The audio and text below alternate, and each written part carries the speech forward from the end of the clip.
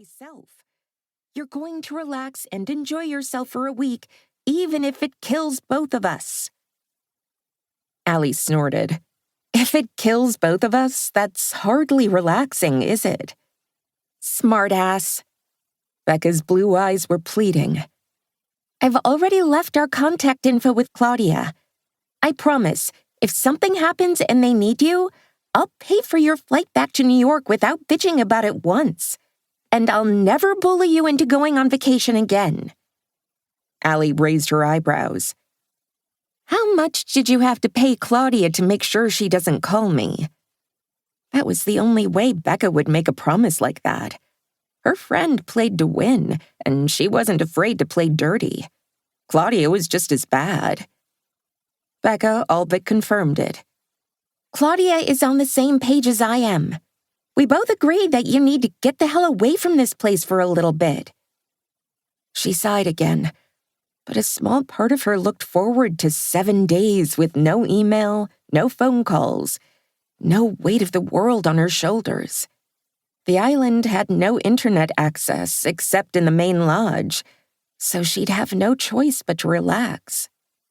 "I guess I have to go then." "Yes, you do."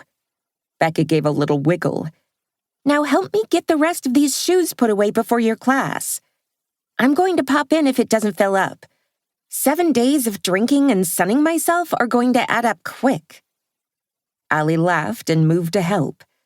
She pushed away the worry and stress that had plagued her for months. It would still be here when she got back. What would it hurt to just cut loose for once in her adult life? "I'm looking forward to it." And for the first time since she'd bought the tickets, she actually meant it. Roman Bassani glared at the pretty Chinese woman behind the counter. "You've been giving me the runaround for weeks. I know for a fact that Allie Landers is in here daily, and she's actively dodging my calls. I just need to talk to her." He couldn't tender her an offer to invest in her business if he couldn't pin her down, and he'd been having a hell of a time managing that since his initial call to propose the idea. Coaxing reluctant business owners into seeing things his way was something that usually came easily for him. But Allie Landers was a slipperier quarry than he'd expected. Apparently, she'd successfully dodged him. Again. "I'm sorry, sir." Claudia didn't look the least bit sorry. "She's out of town for the next 7 days. Any business you have with her will have to wait until then." "Out of town? Where the hell did she go? There's got to be some way to get a hold of her." He didn't actually expect Claudia to answer, but apparently needling him was too much of a temptation. She leaned forward with a small smile. "She's on a private island with no cell service or internet. If you want to contact her before she gets back, I suggest smoke signals." Cheeky. He could use this. Roman plastered a disbelieving look on his face. "That's bullshit. There isn't a damn place in the Western Hemisphere without cell service or Wi-Fi, let alone without both." "There is on West Island." Uh-huh. He didn't let his expression shift. "If you say so. You tell Allie to call me when she gets back." "I'm sure she'll have you at the top of her list," Claudia said sweetly. Roman turned without another word and stalked out of the gym.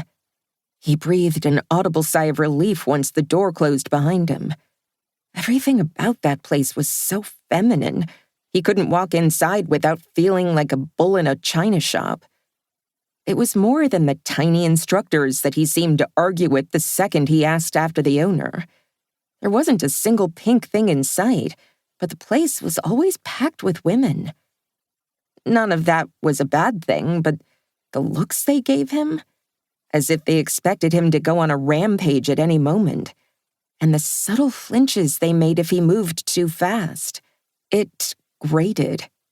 It wasn't their fault, and he applauded what Allie Landers was doing there, but their behavior left him painfully aware of how big his body was by comparison to theirs, and of the fact that no matter